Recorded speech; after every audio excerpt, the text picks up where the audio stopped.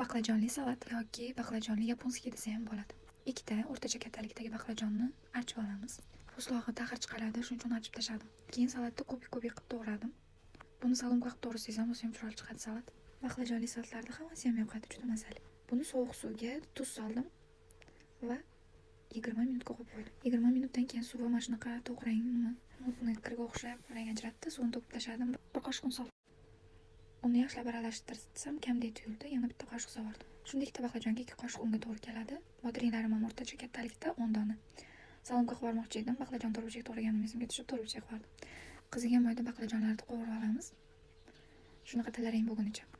Bodringni po'stini olib qilsangiz undan ham zo'r chiqadi. Men tishim og'riyotgani uchun sal qiyin bo'lyapti, lekin mazasi zo'r. Pomidorni ham to'rtburchak qilib to'g'rab yubordim. Pomidorimni navi qattiq bo'lganiga o'rtasini oplashaman.